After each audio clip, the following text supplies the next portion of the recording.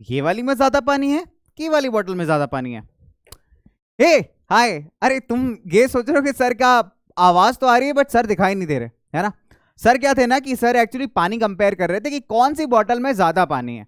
Well, तुम लोग आ ही चुके हो तो मैंने सोचा आ जाओ, नहीं तो तुम कहोगे सर आवाज सुना रहे हो दिखा नहीं रहे हो वीडियो हमको, बहुत नाइंसाफी है भाई, है ना? और तुम अगर गब्बर बन जाते तो मैं फिर तो मैं क्या ही करता, बहुत डर जाता, है कि नहीं? तो चलो भाई जल्दी से फटाफट से अटेंडेंस लगा दो आकर के यहाँ पे। और कितने बच्चे, प्यारे प्यारे बच्चे ज्वाइन कर चुके हैं हमको, बहुत सारे, बहुत अमेजिंग बच्चे, है ना? तो आप एक्साइटेड हो, मैं भी बहुत एक्साइटेड हूँ।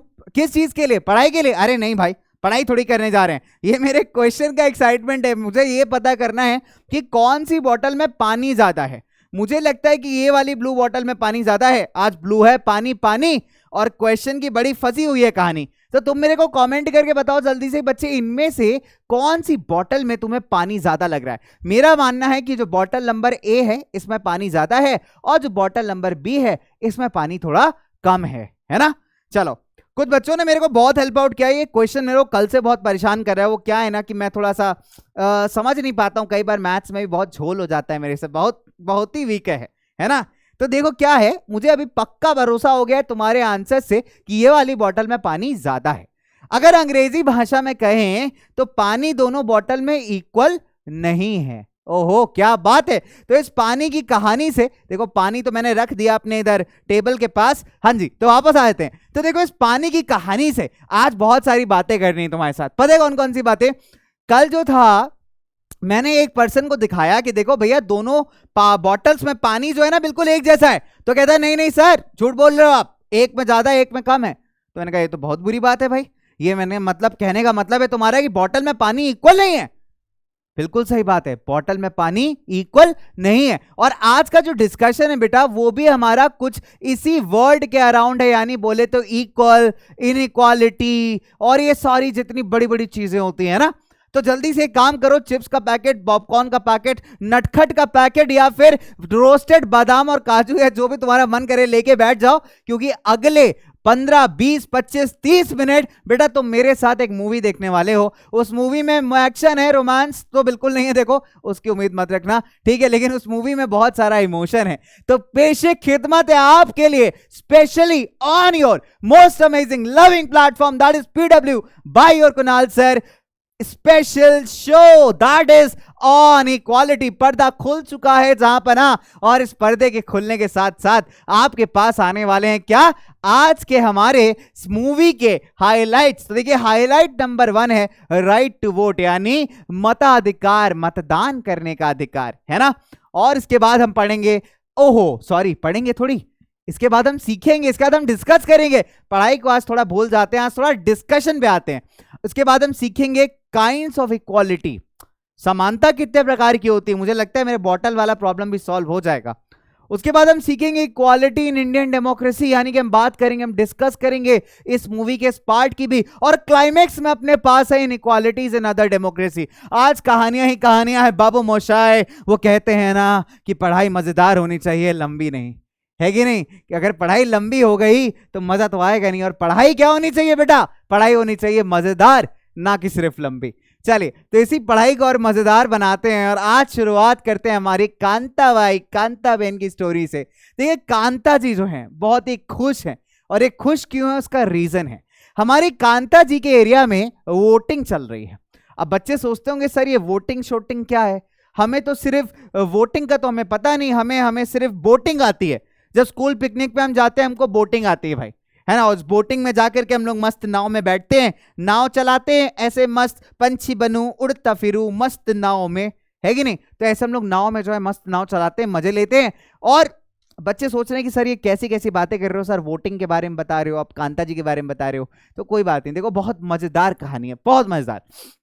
क्या होता है बच्चे, अगर हम भारत देश की बात करते हैं या किसी भी ऐसे देश की बात करते हैं जहां का जो कंट्री का जो गवर्नमेंट है ना, वहां की जो सरकार है, उसको चूज करने में वहां के लोगों का बहुत बड़ा हाथ होता है ना? यानी वहां के लोग प्रॉपर अपने अप्रूवल को देते हैं कि हाँ भाई ये वाला कैंडिडेट हमको पसंद है, और इस कैंडिडेट को देश का रूलर बनना चाहिए या फिर सरकार का हेड बनना चाहिए, और उस पर्टिकुलर सरकार को देश को चलाना चाहिए, है ना? तो भारत के अंदर बच्चों क्या होता है, भारत के अंदर ये कैसे डिसाइड होता है कि अब की बार मोदी सरकार यानी कि अब की बार मोदी जी प्रधानमंत्री बनेंगे नहीं बनेंगे? एक सिंपल वोटिंग सिस्टम से या फिर इलेक्शन के प्रोसेस से, इलेक्शन के सिस्टम से। आपने बच्चे अक्सर देखा होगा जब चुनाव होते हैं उस दिन आप लोग की छुट्टी होती है, आपके पेरेंट्स जो है ना सुबह एकदम मस्त तैयार होके, पापा तो एकदम हीरो लगते हैं ना उस दिन, मस्त शर्ट वेयर जीन्स वीन्स पहन के, टी शर्ट डाल के एकदम बढ़िया जाते कि भाई आज तो देश का फेस्टिवल है। क्योंकि बच्चे चुनाव भी भारतीय डेमोक्रेसी का एक बहुत बड़ा त्योहार, एक बहुत बड़ा फेस्टिवल है। तो उस दिन मस्त मम्मी भी अपना बढ़िया से रेडी होते हैं अच्छे से, है ना, पापा भी अच्छे से रेडी होते हैं। फिर क्या करते हैं बच्चे, फिर आपके पेरेंट्स पास में जो जगह होती है जहां पे ये वोटिंग का सिस्टम चल रहा होता है वहां पे जाते हैं, ऐसे लाइन में खड़े होते हैं ना, ऐसे लाइन में खड़े होते हैं। फिर उनकी चांस आती है, फिर वहां पे एक अंकल बैठे होते हैं। वो अंकल क्या करते हैं, वो अंकल आपके पापा के उंगली में ऐसे एक इंक लगाते हैं। वो इंक पता है क्यों लगाई जाती है? वो इसलिए लगाई जाती है ताकि आपके पापा के नाम से कोई और पर्सन नकली वोट ना डाल दे। यानी ऐसा नहीं होना चाहिए कि चीटिंग हो जाए। वो इंक बच्चे आसानी से नहीं छूटती कि तुमने सोचा कि पानी में ऐसा डुबाया और इंक छूट गई, नहीं, स्पेशल टाइप की इंक होती है। तो उससे पता चलता है कि इस इंसान ने वोट कास्ट कर दिया, इस इंसान ने वोट डाल दिया। फिर पापा को मस्त इंक लगाई जाती है, पापा अपना आईडी कार्ड दिखाते हैं, चाहे वो आधार कार्ड हो, चाहे आपका पैन कार्ड तो बच्चे नहीं है, आधार कार्ड हो, ठीक है, या फिर ड्राइविंग लाइसेंस हो, या जो भी वैलिडेटेड गवर्नमेंट आईडी प्रूफ है वो प्रॉपर पापा दिखाते हैं। उनका नाम मैच होता है कि हाँ भाई आपके पापा ही वोट डालने आए हैं। इसके बाद अंदर वो जाते हैं, जिस पॉलिटिकल पार्टी को पापा आपके सपोर्ट करते हैं उनको वो वोट डाल देते हैं, है ना। और जिस पॉलिटिकल पार्टी को सबसे ज्यादा वोट मिलते हैं वो पॉलिटिकल पार्टी जीत जाती है और गवर्नमेंट बनाती है और मस्ती करती है ना। मस्ती इन द सेंस कि सेलिब्रेट करती है, लड्डू बांटती, लड्डू खिलाती है, और फिर जो सरकार जितने भी डिसीजंस लेती है उसके हिसाब से देश चलता है। तो एक बहुत छोटा सा प्रोसीजर है। तो भाई कांता जी के यहाँ भी इलेक्शन का डे है और यहाँ पे अलग अलग तरीके के लोग जो हैं वो वोट करने आए हैं, ठीक है। भारतीय संविधान की एक जो मजेदार बात है वो पता है क्या है बेटा? वो ये है कि इंडियन संविधान कहता है कि फर्क नहीं पड़ता कौन सी जाति कौन सा भेष, फर्क नहीं पड़ता कौन सी जाति कौन सा भेष, याद रखो मतदान है एक और एक हमारा भारत देश। तो भाई भारतीय संविधान एक ही बहुत प्यारी सी बात करता है कि भाई फर्क नहीं पड़ता कौन सी जाति कौन सा भेष, फर्क पड़ता है बस एक चीज से कि एक हमारा भारत, एक हमारा मतदान और एक ही हमारा भारत देश। यानी कि एक मतदान का मतलब है बच्चों कि आप किस कास्ट से बिलोंग करते हैं, आप किस रिलीजन से बिलोंग करते हैं, आप गरीब हैं या आप अमीर हैं या आप अंबानी लेवल के अमीर हैं, इससे कोई फर्क नहीं पड़ता। आप समान हैं, आपका वोट समान है, यानी आपके वोट की वैल्यू सिर्फ एक है, एक पर्सन के एक वोट और उस वोट की एक वैल्यू। इट डजंट मैटर कि आज मेरे पास पैसे ही पैसे आ जाएं, तो क्या मोदी जी मुझे एक वोट के बदले 5 वैल्यू देंगे? बिल्कुल भी नहीं। इट डजंट मैटर मेरे पास चाहे पैसे ही पैसे हो या फिर मेरे पास बिल्कुल भी पैसे ना हो, चाहे कचरा सेठ मुझे 150 रुपया क्यों ना दे दे, लेकिन फिर भी मेरे वोट की वैल्यू सिर्फ एक रहने वाली है। और यही तो मजेदार बात है इंडियन संविधान की कि इंडिया के अंदर जब आप वोटिंग की बात करते हैं तो सारे लोग इक्वल हैं। और इस कॉन्सेप्ट को पॉलिटिकल साइंस के अंदर क्या बोला जाता है? यूनिवर्सल, यानी कवरिंग एवरीवन। एडल्ट यानी वो इंसान जो भारत के पर्सपेक्टिव में, हर देश का थोड़ा थोड़ा अलग हो जाता है बच्चे, भारत के पर्सपेक्टिव में एक ऐसा इंसान जो 18 साल और उससे ऊपर की आयु का है, उससे ऊपर की ईयर का है। फ्रेंचाइज मतलब द राइट टू वोट, यानी कि एक ऐसा इंसान जो 18 साल और उससे ऊपर की एज का है, उसको पूरा अधिकार है वोट डालने का। और फर्क नहीं पड़ता चाहे वो मंजीत कौर हो जो कि एक टीचर है, चाहे वो हमारे तेजा भाई हो, तेजा, ये तेजा क्या है, चाहे वो हमारे तेजा भाई हो जो कि एक ट्रेडर है, बिजनेसमैन है, ठीक है, गिरीश राव जो कि स्टूडेंट है आपकी तरह, मैं तो स्टूडेंट हूं, है ना, तो आपकी तरह स्टूडेंट है, फर्क नहीं पड़ता। स्टूडेंट है मतलब स्कूल जाने वाला नहीं है, कॉलेज जाने वाला भाई, 18 ईयर्स के ऊपर वाला स्टूडेंट है, ध्यान रखो। कांता देवी भाई, अपनी कांता बेन आ गई। कांता बेन क्या है? डोमेस्टिक वर्कर है, यानी आपके घर में भी बच्चों मेड आती होंगी, काम वाली आंटी आती होंगी, तो हमारी कांता बेन वही है, ठीक है। और सुजाता कुमारी जो भी हैं उनकी साथ की डोमेस्टिक वर्कर हैं, यानी साथ की मतलब काम वाली आंटी हैं, ठीक है। अब ये लोग आपस में डिस्कशन कर रहे हैं। क्या इंडिया में ना डिस्कशन बहुत होता है, आप चाहे रेलवे के कंपार्टमेंट में बैठ जाओ, चाहे आप कहीं पब्लिक प्लेस पे बैठे हो, चाय वाले की दुकान पे, अरे सुनो सुरेश, वो महेश मिला था, कह रहा था सरकार बहुत बेकार है, ठीक है। अरे महेश को क्या पता कि सरकार बेकार है। इस तरीके के कॉन्वर्सेशन चलते हैं ना, और खासकर अगर आप पोलिंग बूथ पे खड़े हो जाइए जाके, जहां पे वोट पड़ते हैं वहां पे तो मोदी जी ने काम तो किया था, हाँ अच्छा नहीं नहीं वो सरकार वहां की सही है, नहीं नहीं ये बात तो ठीक है। तो ऐसे ऐसे करके बच्चों बहुत सारे डिस्कशंस हैं, बहुत सारे आइडियाज हैं जो हमेशा हमारे दिमाग में चलते रहते हैं और उसको हम डिस्कस करते हैं, है कि नहीं। चलो आगे बढ़ते हैं, कांता जी की, कांता बहन की अपनी स्टोरी को आगे बढ़ाते हैं। अच्छा ये क्या है, बच्चे अपने सुजाता जी से बात कर रही हैं, आपस में फ्रेंड्स है ना, फ्रेंड्स जैसे मैं और आप फ्रेंड्स हो, हम लोग बात कर रहे हैं, बात कर रहे हैं बेटा ध्यान रखना, क्या कर रहे हैं, बात कर रहे हैं, पढ़ाई नहीं कर रहे हैं, हम बात कर रहे हैं, ठीक है, डिस्कशन कर रहे हैं, हेल्दी डिस्कशन कर रहे हैं। पॉलिटिकल साइंस में फ्रीडम ऑफ स्पीच एक्सप्रेशन जब तक यूज नहीं करोगे, डिस्कशन नहीं करोगे, तब तक मजा नहीं, लाइफ नहीं आने वाला। हाँ जी, तो ऐसे अपनी कांता बहन जो है अपने फ्रेंड से डिस्कस कर रही है, अरे सुजाता सुनो जरा, कितना अच्छा लग रहा है ना कि यहाँ पे वोट डालने के लिए सारे सिटीजन्स इक्वल हैं, सारे सिटीजन्स एक लाइन में खड़े हैं, मेरे मालिक भी आए हैं वोट डालने, है ना, वो भी एक लाइन में खड़े हैं, भाई बड़ा सही लग रहा है, सब इक्वल हैं, डजंट मैटर, हम लोग काम वाली आंटीज हैं, है ना, हम लोग गरीब हैं, तब भी फर्क नहीं पड़ता, सारे लोग एक लाइन में खड़े हैं, कितना अच्छा लग रहा है। सो इन अपने फ्रेंड्स के साथ ऐसे डिस्कशन चल रहा है, अब समोसा नहीं है इधर खाने के लिए, बट डिस्कशन चल रहा है, ठीक है। तो go on Kanta, it's your turn now. अच्छा अभी क्या है कि ये कहती है इवन जैन साहब भी हमारे साथ लाइन में खड़े। जैन साहब कौन है, इनके मालिक हैं, जिनके यहाँ काम करती हैं, ठीक है।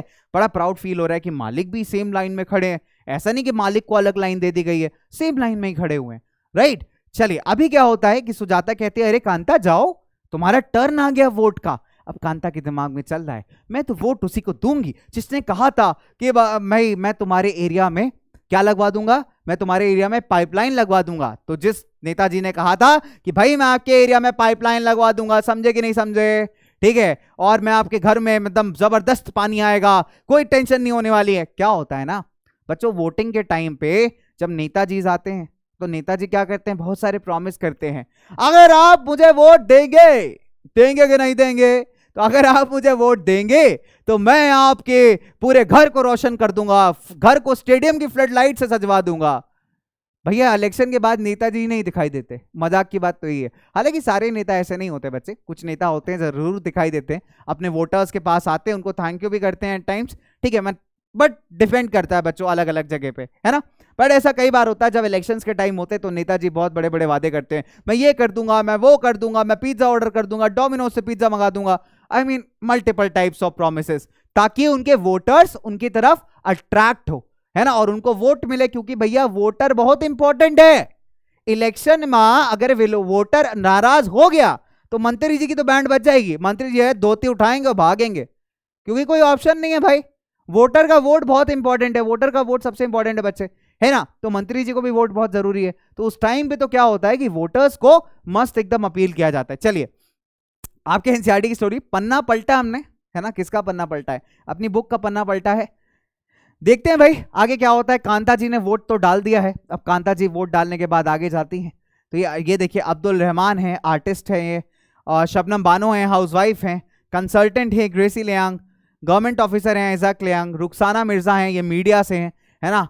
गौर से देखिए इस शख्स को, मीडिया वाले ऐसे ही बोलते हैं ना, गौर से देखिए, चैन से सोना हो तो जाग जाइए। अरे आदमी को जागना है तो सोएगा क्यों भाई, चैन से सोना हो तो जाग जाए, कैसा मजाक है ना। तो ऐसे मतलब मीडिया को थोड़े को याद आ गया। अच्छा ये योगराज भैया, योगराज पास काम धंधा नहीं है, अनएम्प्लॉयड आदमी है, ठीक है। मतलब अशोक जैन ये इंडस्ट्रियलिस्ट है, मतलब बिजनेसमैन, अंबानी टाइप के, हाँ या ऐसे ऐसे वाले एक्सप्रेशन देने वाले, ठीक है। तो ये हमारे अशोक जैन है, इंडस्ट्रियलिस्ट हैं। अच्छा आगे बढ़ते हैं, चलिए उसके बाद क्या होता है कि वोटिंग सिस्टम तो खत्म हो गया भैया, वोटिंग हो गया, कांता जी ने वोट डाल दिया। अब आगे की कहानी सुनते हैं, आगे क्या हुआ देखिए। Afterwards will see you later Kanta, है ना, इन्होंने साहब से कहा कि साहब जी नमस्ते, साहब क्या काम करती हैं, साहब नमस्ते साहब। तो साहब कह रहे हैं हाँ ठीक है कांता, ठीक है, बाद में आते हैं, बाद में देखते हैं, बाद में तुम घर में आओ बात करते हैं, ठीक है कांता, है ना, है। चलिए तो आगे बढ़ते हैं, थोड़ा सा सस्ता अमिताभ बच्चन जी जाग गए थे मेरे अंदर के। चलिए बच्चे इन सब चीजों को थोड़ा इग्नोर मारा करो, सर थोड़ा बह जाते हैं बॉलीवुड के वाइब्स में। आगे चलते हैं, देखिए गुड़िया जो है कांता की बेटी है, ठीक। अब गुड़िया को फीवर हो रखा है, बहुत ज्यादा, बहुत तगड़ा फीवर हो रहा है ना बच्चों, एंड इनको हॉस्पिटल लेके जाना है। लेकिन दिक्कत ये है कि इनके मालिक क्या काम खत्म करेंगे तभी ये हॉस्पिटल लेके जा सकती हैं, है कि नहीं, क्योंकि काम करने नहीं जाएंगी तो बच्चे को बीमार, जो बच्चा है इनका, बेचारी गुड़िया जो बीमार पड़ी है, उसको दिखाने के लिए बच्चे, उसके ट्रीटमेंट करवाने के लिए, इलाज के लिए पैसे कहाँ से आएंगे? ये मालिक से एडवांस मांगेंगे, मालिक थोड़ा पैसा एडवांस दे देंगे इनको, तो उस पैसे का यूज करके अपनी गुड़िया का ये ट्रीटमेंट करवा लेंगे। यहाँ थोड़ा इमोशनल है ना, काफी इमोशनल स्टोरी है। चलो, तो फाइनली ऐसा ही होता है, बच्चे जाती हैं काम करने और मालिक से कहती हैं मालिक थोड़ा एडवांस दे दीजिए। ठीक है, पहले अपनी बच्ची के पास जाती हैं, उनको थोड़ा सा गर्म पानी वगैरह देती हैं, है ना, और कहती हैं कि चलो बेटा ध्यान रखो समझ से, है ना, ध्यान रखिए बच्चे, आपको हम शाम को हॉस्पिटल लेके चलेंगे। बेचारी बच्चे के फीवर हो रहा है। अब देखो प्रॉब्लम क्या है कि गुड़िया इतना इल क्यों होती है, गुड़िया इतना बीमार क्यों पड़ती है? बेटा जब आप किसी गंदे एनवायरमेंट में रहते हैं, गंदे से मेरा मतलब है जहाँ पे हाइजीन नहीं है, ठीक है, जहाँ पे साफ सफाई नहीं है। अब बेचारी हमारी गुड़िया और जो कांता है वो बस्ती में रहती है, बस्ती के अंदर बहुत सारा कूड़ा रहता है, पीछे सीवर बहता है, ठीक है, गंदा सा नाला बह रहा है, तो क्या होगा बेटा, वो जितना बैक्टीरिया है, जितना जर्म्स है, वो सारा उड़ के आपके बॉडी को इन्फेक्ट करेगा। यही हाल है बच्चे गुड़िया का भी। बेचारी गुड़िया जो है, क्या होता है बच्चे, इन सारे जर्म से बीमार पड़ती रहती है, बहुत ज्यादा बीमार पड़ती रहती है, बिकॉज जिस बस्ती में रहती है ना बच्चे, उस बस्ती कभी साफ नहीं होती, उस बस्ती की साफ सफाई नहीं होती, तो गंदगी बहुत ज्यादा है। आपको लगता होगा ना बच्चे हम लोग कितने प्रिविलेज्ड हैं, हम कह सकते हैं कि हम बच्चे बहुत प्रिविलेज्ड हैं। प्रिविलेज्ड इसलिए क्योंकि एक अच्छा घर है हमारे पास बच्चों, हम पढ़ पा रहे हैं। बहुत सारे बच्चे नॉट इवन इन इंडिया, सिर्फ इंडिया की बात नहीं कर रहा हूं मैं, not only in India but पूरी दुनिया में ना जाने कितने ऐसे बच्चे हैं बेटा जिनको खाने के लिए खाना नहीं मिलता, जिनके पास एजुकेशन नहीं है, पहनने के लिए कपड़े नहीं है, डिसीजेज है उनको बहुत सारी। क्यों? क्योंकि एक बैलेंस डाइट नहीं है।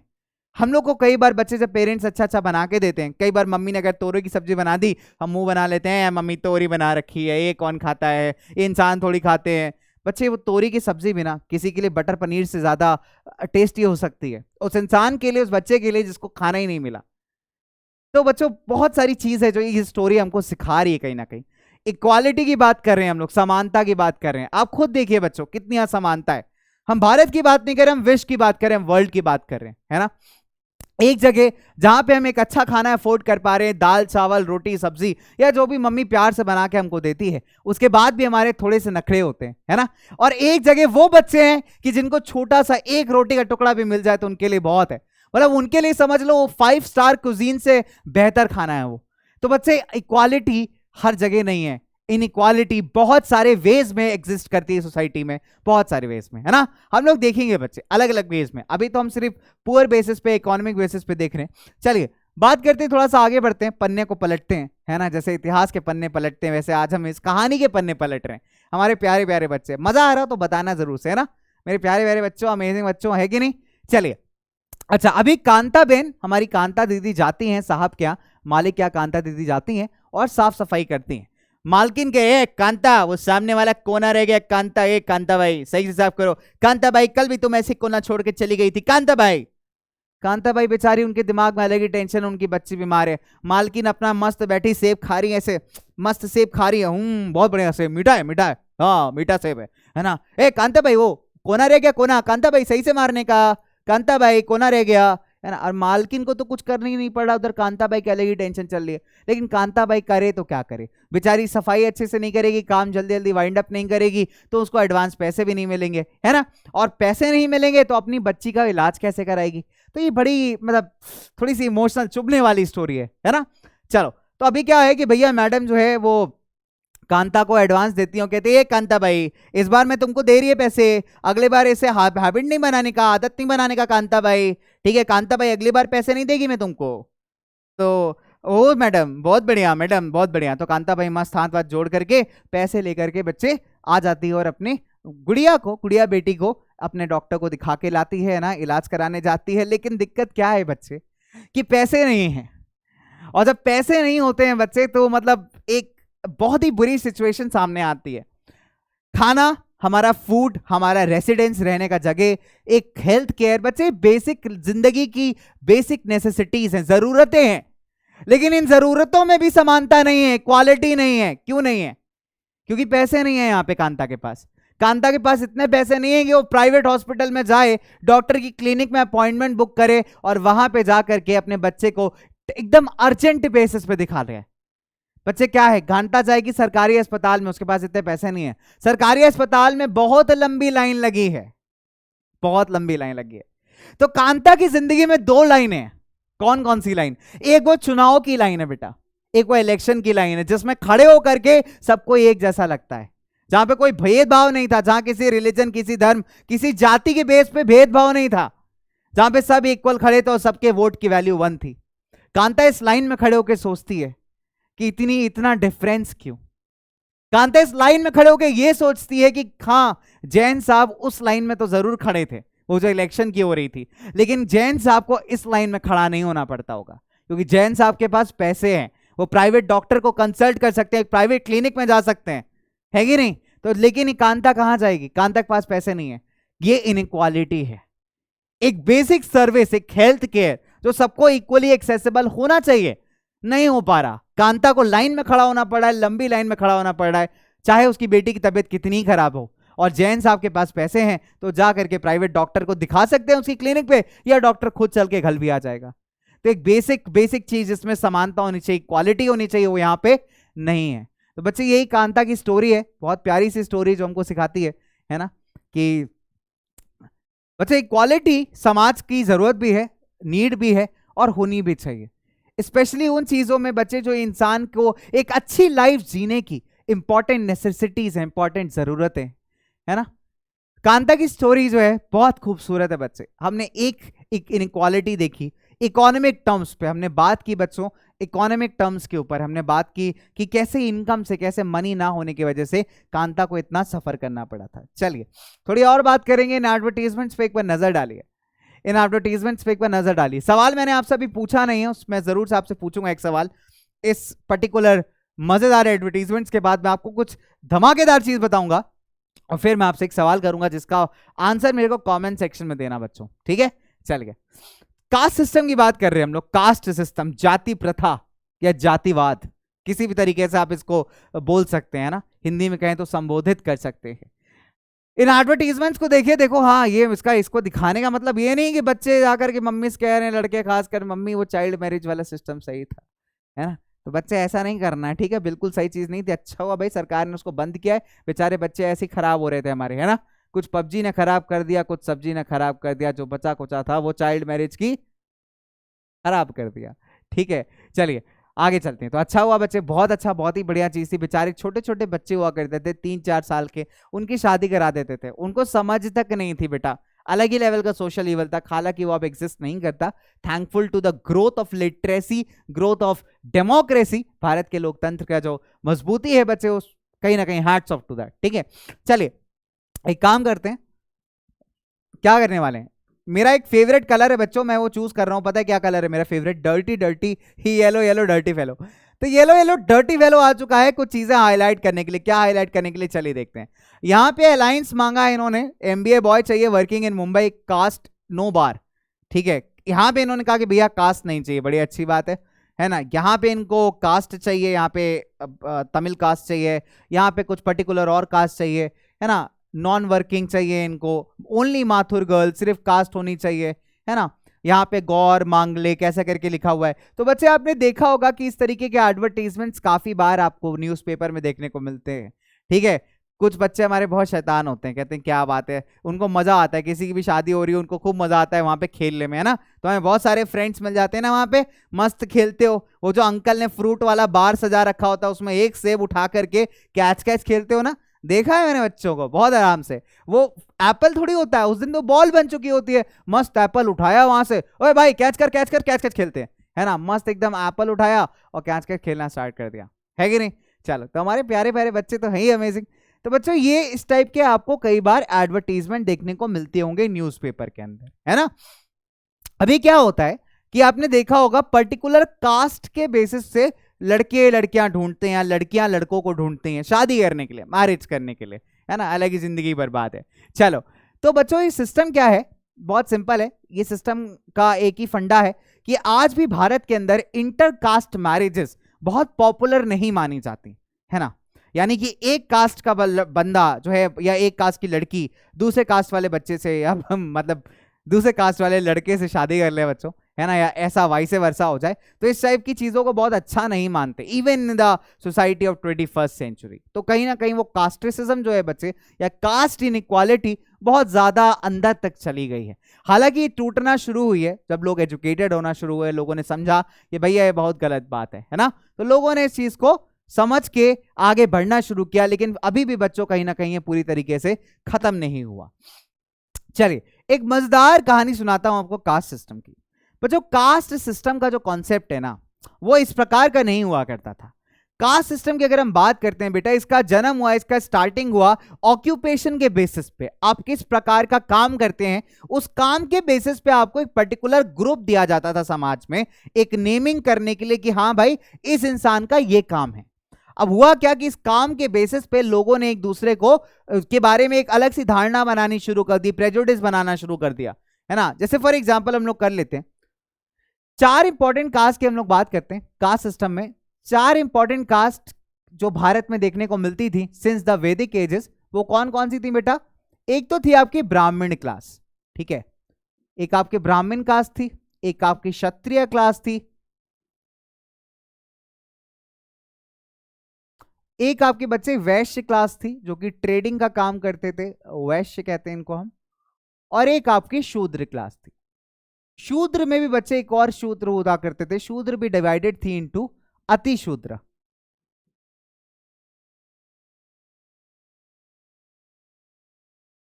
बाद में बच्चों से इनका कॉमन टर्म बना, दैट वाज दलित। दलित का मतलब होता है ब्रोकन यानी टूटा हुआ। दलित का मतलब होता है बच्चे ब्रोकन, ब्रोकन यानी कि टूटा हुआ, ठीक है। चल गया। तो ये 4 कास्ट की हम लोग यहाँ पे बात कर रहे हैं, बड़ी मजेदार बात कर रहे हैं। वो बच्चे ओहो, मुझे दिख रहा है तुम लोग ना शैतानी भी कर रहे हो, साइड साइड में आ रही है मैगी बन करके, वेज मसाला मैगी खा रहे, चल रहा है इधर है। सर तो मस्त कहानी सुना रहे हैं, कोई नहीं मम्मी मैगी लाओ, मैगी खा लेता हूँ मैं पहले, है ना। सर तो मस्त कहानी सुना रहे, कोई दिक्कत नहीं। देखो बच्चों, तो अगर हम बात करें कास्ट सिस्टम की, ब्राह्मण जनरली कौन होते थे बेटा? ब्राह्मण आपके प्रीस्ट होते थे, है ना। इनका काम था कि मंदिर का रखरखाव करना, पूजा करना, भगवान को एकदम मस्त माला वाला चढ़ाना, भगवान जी को प्रसन्न रखना कि भगवान जी आप खुश रहोगे तो जिंदगी सही चलती रहेगी, ये पूरी दुनिया सही रहेगी, ओपी लेवल पे चलती रहेगी, है ना। तो इनका काम था बच्चे भगवान को वर्शिप करना, प्रॉपर मंदिरों का देखभाल करना। अब देखो एक बहुत नॉर्मल थिंकिंग है बच्चे, India is a land of traditions and cultures, है ना। हमारे जो प्रीस्ट होते हैं, है ना, चाहे वो किसी रिलीजन के प्रीस्ट हो बच्चे, यानी पंडित कह लीजिए, या आप मौलाना कह लीजिए इस्लाम के अंदर, या फादर कह लीजिए क्रिश्चियनिटी के अंदर, या गुरु कह लीजिए सिखिज्म के अंदर। तो जितने भी ऐसे लोग जो भगवान के पास होते हैं, यानी उनका काम करते हैं, उनके एरियाज को ठीक ठाक से मैनेज करते हैं, यानी जो उनकी प्लेसेस ऑफ वर्शिप है उनका ध्यान रखते हैं, तो बच्चे ऐसे लोगों के लिए ना एक जनरल ट्रेडिशन कल्चर के चलते काफी रिस्पेक्ट आ जाती है ना, काफी ऊपर समझा जाता है उनको। अब आप क्या एक पंडित जी आ जाएं तो आप उनको बड़े रिस्पेक्ट और आदर सम्मान के साथ बैठाओगे, है कि नहीं? उनको प्रॉपर भोजन कराओगे, पंडित जी भोजन ग्रहण करिए, पंडित जी दक्षिणा लीजिए, तो ऐसे करके प्रॉपर तरीके से बच्चे आप उनका रिस्पेक्ट करोगे, है ना। ऐसी उस जमाने में ये चीज भी बहुत ज्यादा थी, बहुत ज्यादा थी। लेकिन हुआ क्या, इसका कुछ बच्चे कभी कभी लोग गलत फायदा भी उठाते हैं, तो लोगों ने अपनी पकड़ बनानी शुरू कर दी कि भैया यही कास्ट सबसे बढ़िया है, या यही कास्ट जो है बच्चे सबसे ओपी है ना। तो इस तरीके से जो लोग थे, कुछ अच्छे लोग थे, कुछ खराब लोग थे। जो खराब वाले थे उन्होंने इस ऑक्यूपेशन यानी काम के डिवीजन को उन्होंने एक अलग सा ही नाम देना शुरू कर दिया कि नहीं भाई, बिकॉज हम इस पर्टिकुलर ग्रुप में बॉर्न हुए हैं, इस वजह से सारे अधिकार हमारे हैं, बाकी कुछ नहीं है। पहले एकदम चंद्रगुप्त मौर्य वगैरह के टाइम में ऐसा नहीं था बच्चे, बहुत सिंपल था। अगर आप चाहते हो अपना ग्रुप चेंज करना आप कर सकते थे, आप कोई और काम कर सकते थे। लेकिन हुआ क्या बच्चे, अगर आप प्री इंडिपेंडेंट इंडिया में देखेंगे यानी 1947 और उससे पहले की अगर मैं बात करूं, तो ये चीज बहुत कॉमनली दिखती है।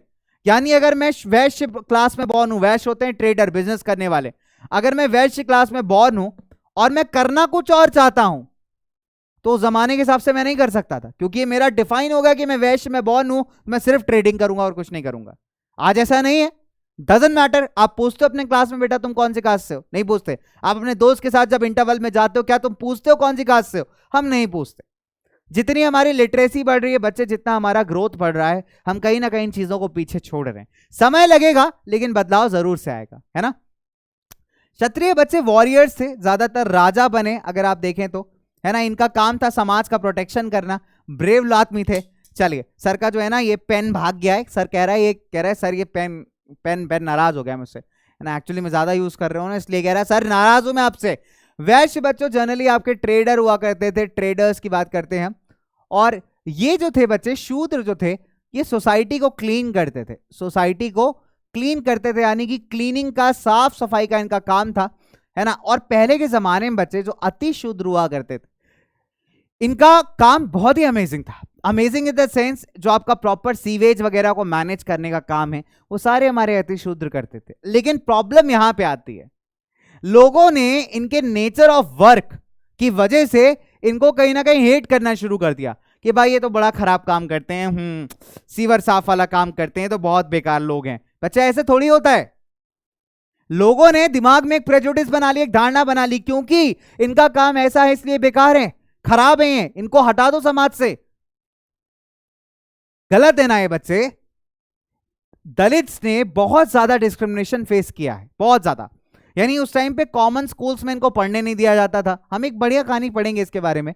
कॉमन स्कूल्स में पढ़ने नहीं दिया जाता था, कॉमन कुएं से पानी नहीं लेने देते थे, ठीक है। शहर के बाहर रहिए जाकर के अपनी कुटिया बना के। तो इस प्रकार के बच्चों बहुत सारे जो मतलब कह सकते हैं आप बेकार तरीके के प्रैक्टिसेस हैं उस जमाने में चला करते थे, ठीक है। आज भी कहीं ना कहीं आपको न्यूज में कुछ कुछ बातें सुनाई दे जाती हैं, बट स्टिल इट्स बेटर।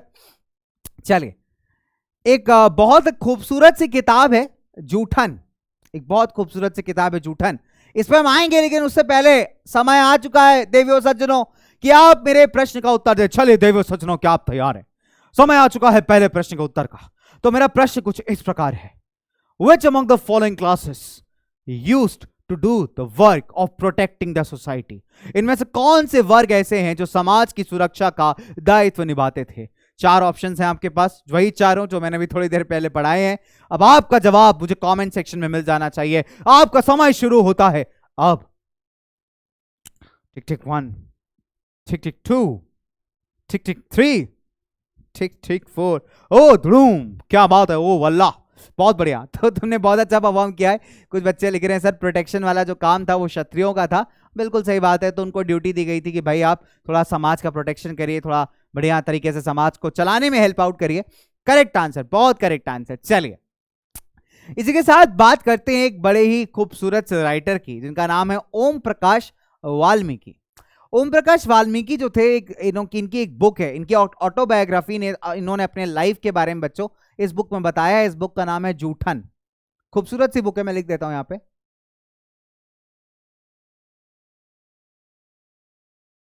इस बुक का नाम है बच्चे जूठन। जूठन क्या होता है? जूठन क्या होती है बेटा? जूठन कुछ नहीं होती बच्चों, बहुत सिंपल। जूठन होती है जब आप खाना आधा छोड़ देते हो, जो बचा कुचा होता है वो जूठन कहलाता है, ठीक है। अब दलित्स की अगर हम बात करें बच्चे, तो ये टाइटल बड़ा ही सूट करता है, क्योंकि समाज ने उनको अधिकार नहीं दिए। अधिकार कब मिले? जब भारत का संविधान बना, डॉक्टर बी आर अंबेडकर लड़े उनके अधिकारों के लिए, है ना। तो बच्चे बहुत सिंपल है, जूठन एक दलित लाइफ, एक दलित की जिंदगी पे लिखा है। ओम प्रकाश वाल्मीकि की किताब है, मैं लिख देता हूं यहां पे ओम प्रकाश वाल्मीकि।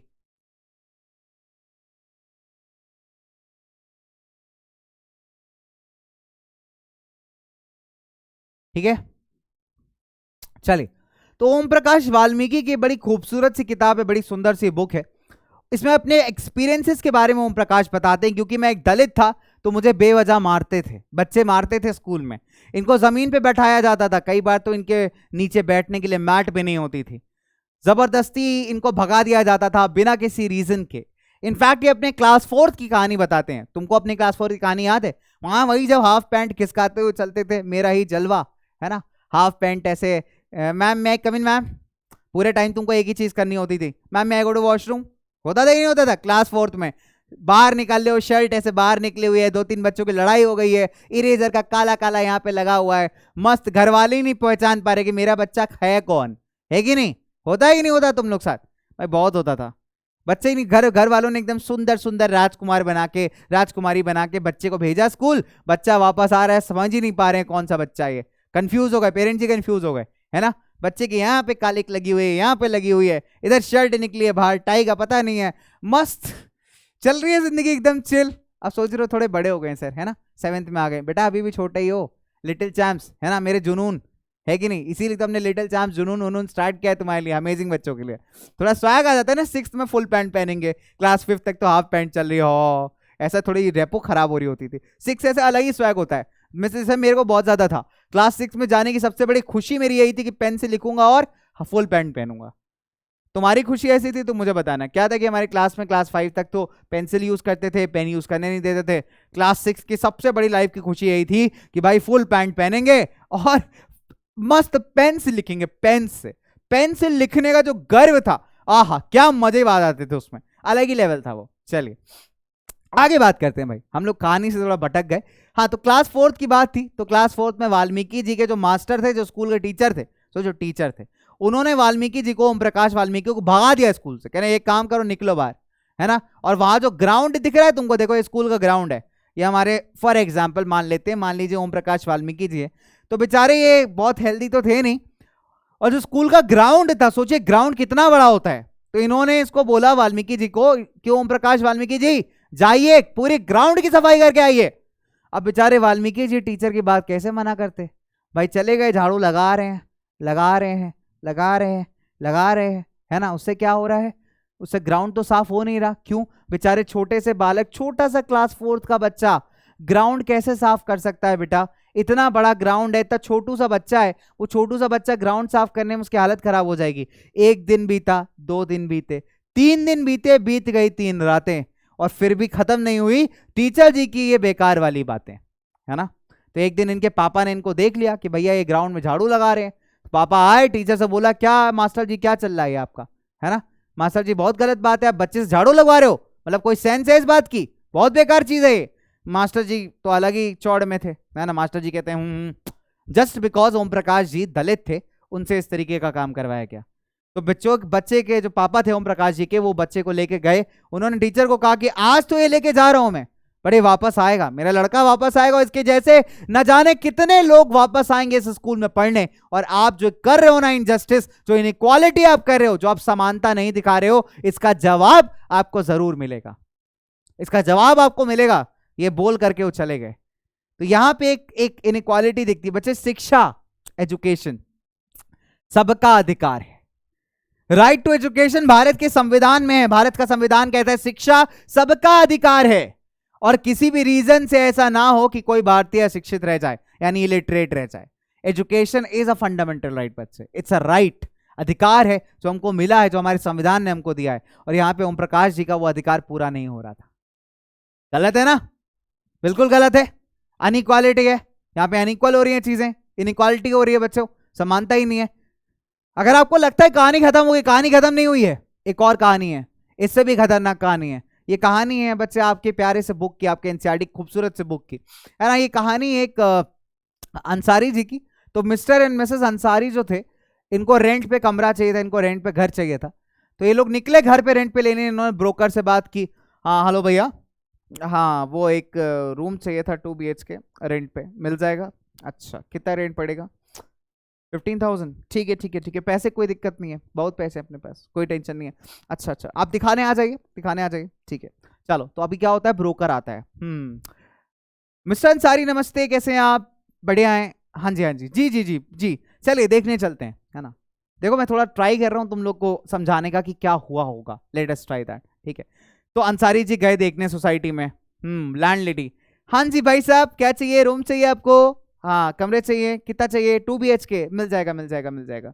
अच्छा फिर ब्रोकर से उसने आंटी ने बात की, अरे कौन है ये, तुम बताया नहीं, मिस्टर मिसेस अंसारी नाम इनका, अंसारी, नहीं नहीं नहीं नहीं नहीं दे सकती, नहीं दे सकती, नहीं दे सकती। हाँ वो क्या है ना भाई साहब, वो आप लोग ना नॉनवेज खाते हैं, तो मैं आपको ना सॉरी कमरा नहीं दे सकती। हालांकि अंसारी जी को फिश बनने की स्मेल आ रही थी बगल वाले नेबरहुड से, बट फाइनली कोई बात नहीं, अंसारी जी ने कहा ठीक है नमस्ते बहन जी, कोई बात नहीं हम कहीं और देख लेते हैं। तो अंसारी जी को सुबह से शाम हो गया, अंसारी जी देख रहे हैं देख रहे हैं देख रहे हैं, इनको मिल ही नहीं रहा है, रेंट देने को भी तैयार है, पैसे देने को तैयार है, लेकिन 2 BHK फ्लैट नहीं मिल रहा। फाइनली ब्रोकर कहता है अंसारी जी मेरा सजेशन है, अंसारी जी आप अपना नाम चेंज करके कुमार रख लीजिए, मिस्टर मिसेस कुमार, मिल जाएगा आपको फ्लैट। तो अंसारी जी ने कहा नहीं नहीं धन्यवाद भैया, हम ऐसे ही ठीक हैं, ठीक है। फाइनली अंसारी जी ने थोड़ी मेहनत की, 1 महीने की मेहनत के बाद उनको एक आंटी थी जिन्होंने आराम से फ्लैट जो था वो दे दिया रेंट के ऊपर। तो अंसारी जी तो हो गए हैप्पी, अंसारी जी हो गए हैप्पी यानी कि खुश। लेकिन यहां पे हमने क्या सीखा कि अंसारी जी को फ्लैट नहीं मिल रहा था कहीं ना कहीं बच्चों, ठीक है। तो that is just because of being from a particular ethnic group या पर्टिकुलर मे बी रिलीजन, ठीक है। हालांकि भाई पूरे भारत का ऐसा नहीं है, that can be there in some particular society और only a part of society, है ना। हम ये नहीं कह सकते कि यार ये पूरे भारत की कहानी, नहीं बच्चे, गलत है वो चीज। आप किसी 4 या 5 व्यक्तियों के व्यवहार से आप पूरे देश को गलत नहीं ठहरा सकते, है कि नहीं, वो चीज गलत है। भारत इसलिए खूबसूरत नहीं है कि सिर्फ यहां पे पहाड़ खूबसूरत है, भारत इसलिए भी खूबसूरत है क्योंकि यहां के लोग खूबसूरत हैं, भारत इसलिए खूबसूरत है क्योंकि यहां का कल्चर खूबसूरत है। भारत की खूबसूरती इस बात से है कि भारत में अनेकों भाषाएं, अनेकों लोग, अनेकों जातियां, अनेकों रिलीजन्स रहते हैं, लेकिन फिर भी भारत एक चीज का संदेश देता है, वासुदेव कुटुंबकम। भारत एक चीज का संदेश देता है, वो है अनेकता में एकता। भारत कहता है कि सारे ही मेरे भारतीय हैं, सारे ही मेरे भारतवासी हैं, है कि नहीं। जब वो जनगण मन बजता है ना बच्चे, हम गर्व से खड़े होते हैं, एकदम स्टैंड, एकदम टॉलर, एकदम छाती चौड़ी करके, है कि नहीं, because we feel proud. Hardik Pandya अगर छक्का मार के मैच जीतता है ना, we all feel proud. That is what India is all about, right. तो एक छोटी सी कहानी, एक छोटा सा एक्सर्प्ट है बच्चे, जहां इनइक्वालिटी का, यहां पे इनइक्वालिटी का रीजन, यहां पे इनइक्वालिटी जो है बच्चे, उसका रीजन या तो एथनिक ग्रुप होना है ना, जो भी एथनिक ग्रुप है उसकी वजह से है ना, या तो रिलीजन की वजह से है। बट ये एक तरीके का एग्जाम्पल, एक बहुत नॉर्मल सा एग्जाम्पल है, और आपके एनसीईआरटी का ही एग्जाम्पल है ना। स्टोरीज ऑफ अंसारी का भी आपने बच्चों, आपने एनसीईआरटी पढ़ी हो तो आपको पता होगा कि एनसीईआरटी की ही स्टोरी है, आपकी ओम प्रकाश वाल्मीकि की भी और अंसारी जी की भी, ठीक है।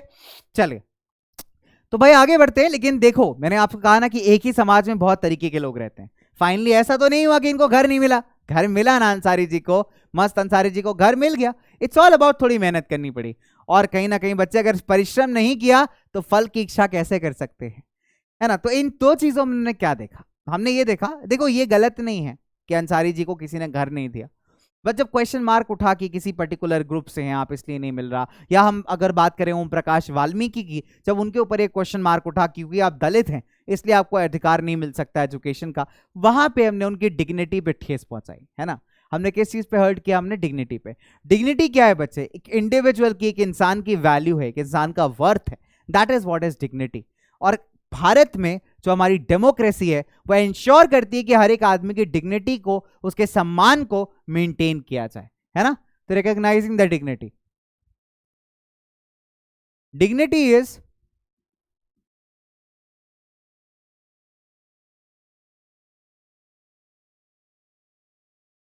What is dignity, it is the individual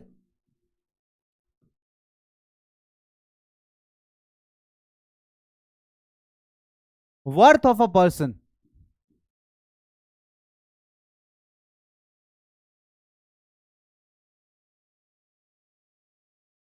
it is the individual worth of a person. तो एक डिग्निटी मेंटेन करना बच्चे बहुत जरूरी है। चलिए भारतीय संविधान की बात करते हैं, इक्वालिटी इन इंडियन डेमोक्रेसी की बात करते हैं। इंडिया जो बच्चे क्या है, इंडिया इज अ डेमोक्रेसी, है ना।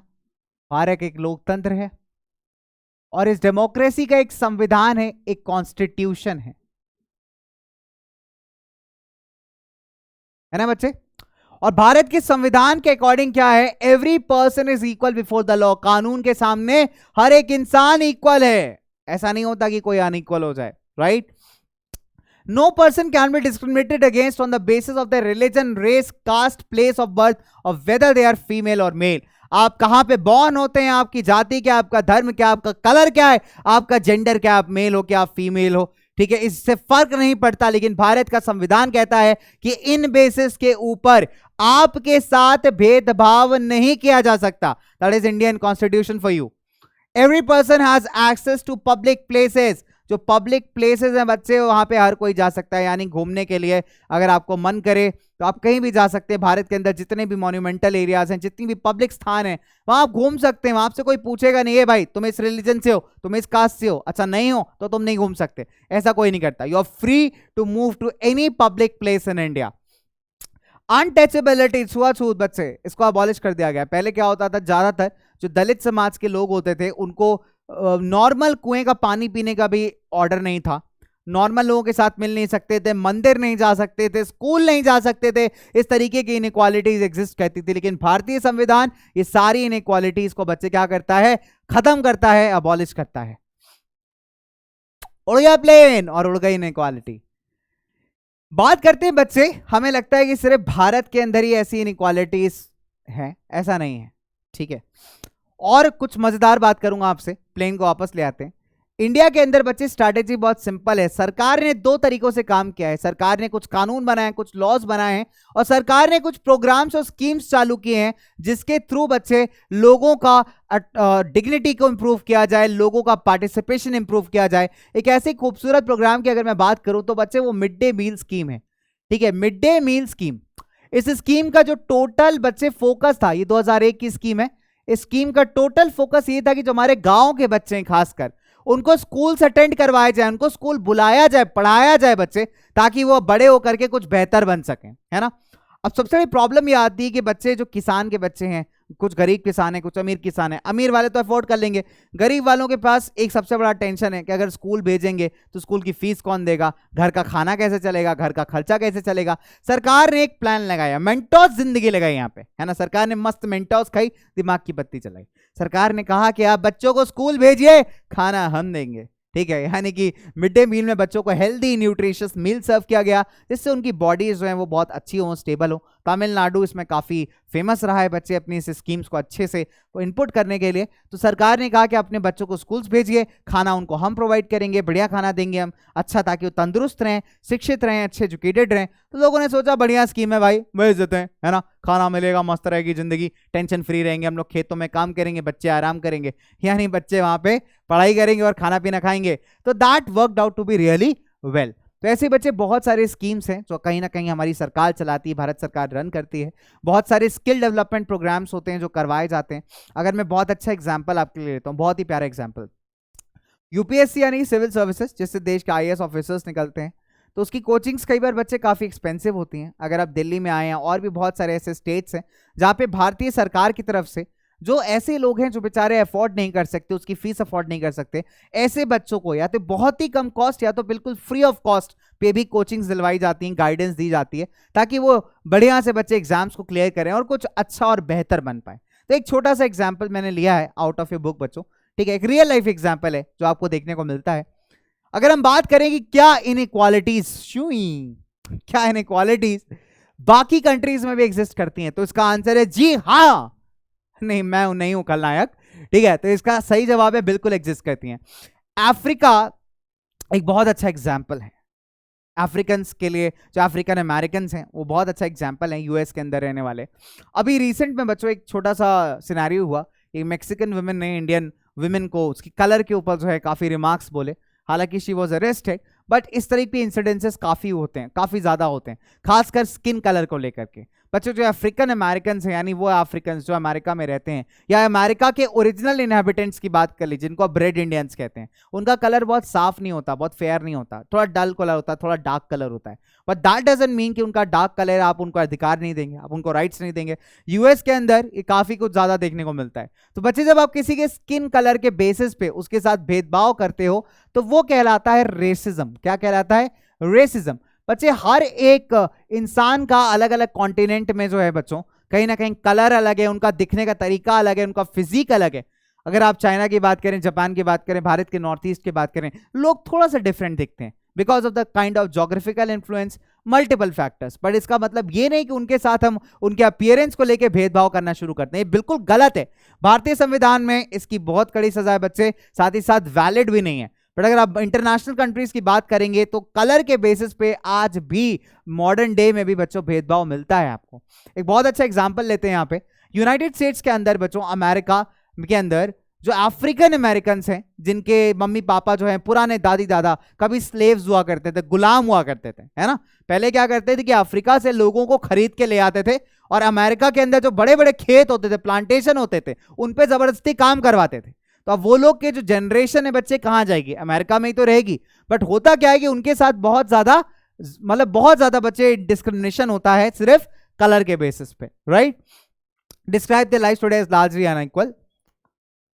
दे were treated extremely unequal in US and denied equality through the law. Even law भी ऐसे नहीं बनाए गए कि जो उनको इक्वालिटी प्रदान कर सके। इब्राहिम लिंकन ने इसमें एक ब्रेक थ्रू दिया था। Ibrahim Lincoln fought for it, ठीक है, मतलब डेमोक्रेटिक प्रिंसिपल्स को आइडियल रखा। जब बराक ओबामा बने, बराक ओबामा जब प्रेसिडेंट बने, तो इस पे एक और बड़ी चोट पड़ी। जो रेसिज्म का गंदा सा ईवल था, उस पे एक बड़ी सी चोट हुई। बराक ओबामा को द वर्ल्ड नोज बच्चों, उनके जेंटलमैनशिप के लिए, उनके डिसीजंस के लिए, उनके फॉर्मनेस के लिए पूरी दुनिया जानती है, राइट। सिविल राइट्स एक्ट आया था बच्चे यूएस के अंदर 1964 में, ठीक है। It basically prohibited the discrimination on the basis of race, religion or national origin. It also stated that all schools will be open to African American children and they will no longer have to attend the separate schools. That means जो Civil Rights Act आया बच्चे 1964 का, ये तब आया जब एक civil rights movement हुआ। और इस सिविल राइट्स मूवमेंट के पीछे भी बड़ी मजेदार कहानी है, एक अफ्रीकन अमेरिकन विमेन की, जिसने एक गोरे आदमी को सीट देने से मना किया। एक सीट नहीं दी, एक सीट की कीमत तुम क्या जानो गोरे आदमी, बहुत बड़ा मूवमेंट ला सकती है। तो ये फैक्ट है बच्चों। सिविल राइट्स मूवमेंट हुआ था यूएस में, जिसका एम था जितने भी डार्क कम्प्लेक्शन लोग हैं, अफ्रीकन अमेरिकन हैं, उनके लिए बच्चों राइट्स, उनके अधिकार, इक्वल अधिकार लाए जाएं। और उसका रिजल्ट आता है सिविल राइट्स एक्ट 1964 का, जिसने रेस के बेसिस पे, कलर के बेसिस पे सारे तरीके के डिस्क्रिमिनेशन हटा दिए बच्चों, सारे तरीके के डिस्क्रिमिनेशन हटा दिए, राइट। एंड जो हमारे पहले बच्चों क्या होता था, जो हमारे अफ्रीकन अमेरिकन थे, उनको अलग स्कूलों में जाना पड़ता था, राइट। लेकिन अभी इसके बाद क्या हुआ बच्चे, वो सेम स्कूल में जा सकते थे गोरे गोरे गालों के साथ, यानी गोरे गोरे बच्चों के साथ, ठीक है। चलिए, रोजा पार्क्स की स्टोरी। दिसंबर 1, 1955 की बात है। रोजा पार्क्स एक अफ्रीकन अमेरिकन विमेन थी।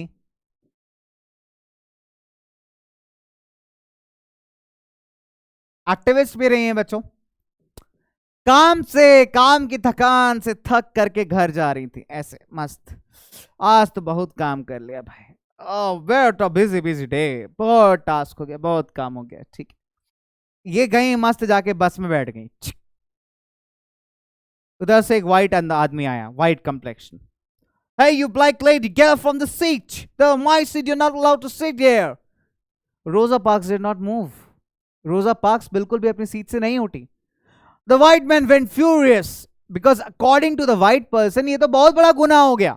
ये कैसे कि अफ्रीकन अमेरिकन अपनी सीट से नहीं उठ रही, मैं तो गोरा आदमी हूं, मैं क्यों सीट कॉम्प्रोमाइज करूं, है ना।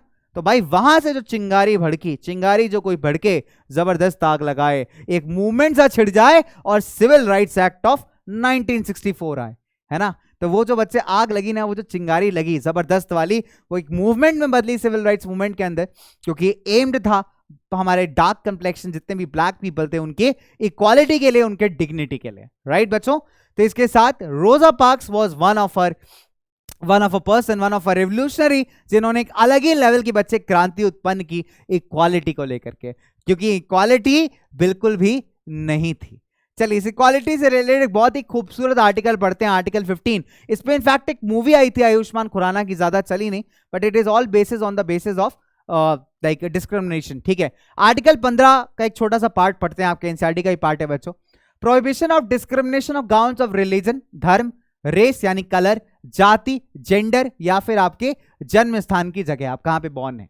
स्टेट शैल नॉट, स्टेट का मतलब है यहां पे गवर्नमेंट, ठीक है, स्टेट का मतलब यहां पे बच्चों गवर्नमेंट है। The state shall not discriminate against any citizen on grounds of religion, यानी इन सारी ग्राउंड्स के ऊपर, इन सारे कंडीशंस पे आप सरकार किसी के साथ भेदभाव नहीं कर सकती। No citizen shall on grounds only of religion, caste, race, gender, birth be subject to any disability, liability, restriction of condition with regard to. चले, तो बेसिक सी बात है, समझते हैं इसको, सिंपल भाषा में समझते हैं, इतनी लंबी भाषा नहीं समझते हैं। कहने का मतलब है कि अकॉर्डिंग टू कॉन्स्टिट्यूशन, संविधान के अनुसार, किसी भी भारतीय नागरिक को, किसी भी भारतीय निवासी को जेंडर के बेसिस पे, मेल है, फीमेल है या कोई और जेंडर है बच्चों, ठीक है, रिलीजन, धर्म के बेसिस पे, कास्ट के बेसिस पे, कहां वो बॉर्न हुआ, उसके कलर और फिजिकल फीचर्स के बेसिस पे आप इन चीजों पे डिस्क्रिमिनेट नहीं कर सकते, इन चीजों में उसका एक्सेस बंद नहीं कर सकते। यानी पब्लिक एरियाज में, शॉप्स में, होटल्स में, मूवी हॉल्स में, शॉपिंग मॉल्स में ऐसा नहीं कह सकते कि भाई तुम डिसेबल्ड हो, तुम शॉपिंग मॉल नहीं जाओगे, आप नहीं कह सकते। तुम बच्चे, तुम्हारा कलर सही नहीं है, तुम डार्क कलर्ड हो, तुम शॉपिंग मॉल में नहीं जा सकते, तुम सिनेमा हॉल के अंदर नहीं एंटर कर सकते, आप नहीं मना कर सकते, आप कर ही नहीं सकते बच्चे, ठीक है, संविधान कहता है कि you can not do that. और the use of wells, tanks, bathing ghats, roads, places of public resort maintain wholly और partially of state funds dedicated to the use of general public. That means कि अगर कोई भी ऐसे common tanks हैं, common कुएं हैं, कॉमन तालाब हैं, या नहाने की जगह या पब्लिक पार्क्स हैं, यहां पे भी आप किसी भी इंसान का, जो कि कोई भी ऐसी चीज जो सरकार ने बनाई है, सरकारी फंड से बनी है, वहां पे और पब्लिक यूजेज के लिए, वहां पे आप धर्म, जाति, colour, religion, place of birth, इसके बेसिस पे किसी भी आदमी को बच्चे जाने से रोक नहीं सकते। अगर आपने ऐसा किया तो बेटा कॉन्स्टिट्यूशन का जो डंडा है वो ऐसा चलेगा कि धोती उठाए ना भाग पाओगे, समझे? तो इस तरीके से हम चीजें नहीं कर सकते। तो फिलहाल बच्चों चैलेंज डेमोक्रेसी का यही है कि बहुत सारी अभी भी बातें हैं जो बच्चे जिसको ओवरकम करना जरूरी है, क्योंकि इंडिया भी एक ऐसा देश है जहां पे बहुत सारे डाइवर्सिटी है और इस डाइवर्सिटी में छोटी मोटी नोकझोंक बच्चों होती रहती है। बट द चैलेंज है इस डाइवर्सिटी को एकोमोडेट करना, इस डाइवर्सिटी की खूबसूरती को पहचानना और इक्वालिटी के बेसिस पे, एक प्रॉपर डेमोक्रेटिक बेसिस पे इस पूरे देश को चलाना और पूरे वर्ल्ड को इस तरीके से फॉलो करना, है ना? आज की कहानी में आपको मजा आया कि नहीं आया, मुझे जरूर से बताना बच्चों। और मुझे ये भी बताओ, आज का अंतिम प्रश्न है कि सिविल राइट्स एक्ट जो था वो कौन सी ईयर में लॉन्च हुआ है? When was the civil rights act enacted? Comment section खाली आपके लिए, जाओ भाई भर दो अपने आंसरों से कमेंट सेक्शन को। और हम मिलेंगे, चलने का समय आ चुका है वैसे मेरा, हम मिलने वाले हैं आपसे वही अपनी अगली कक्षा में, अपनी अगली क्लास में, एक और पानी की प्रॉब्लम के साथ, या फिर किसी और पर्टिकुलर क्वेश्चन के साथ या सोल्यूशन के साथ, या फिर एक और मजेदार डिस्कशन कहानी के साथ। मुझे लगता है तुम्हारा पॉपकॉर्न खत्म हो चुका होगा, इट्स टाइम टू रिफिल और हैव सम हेल्दी फूड। चलो बच्चों, इसी के साथ मिलते हैं कि हम लोग क्या करेंगे, याद रखेंगे आज के हमारे प्यारे डिस्कशंस को, और याद रखेंगे कि किसी को भी बच्चों धर्म, जाति, कास्ट, जिसको हम बोलते हैं कलर के बेसिस पे, जेंडर के बेसिस पे कभी डिस्क्रिमिनेट नहीं करेंगे, कभी भेदभाव नहीं करेंगे, मिलके रहेंगे, एक साथ रहेंगे बच्चे। अगर एक है, अखंड है, क्योंकि अखंड भारत बनता है एकता में अनेकता से। ऑन दिस नोट बच्चे मुझे दो इजाजत, मिलता हूं आपसे अगली क्लास में मेरे प्यारे प्यारे बच्चों, ठीक है? Bye bye, take care and stay tuned with this amazing platform that is PW। Bye bye बच्चों, याद रखना बहुत सारे सवाल हैं, अगली बार पूछूंगा। Take care.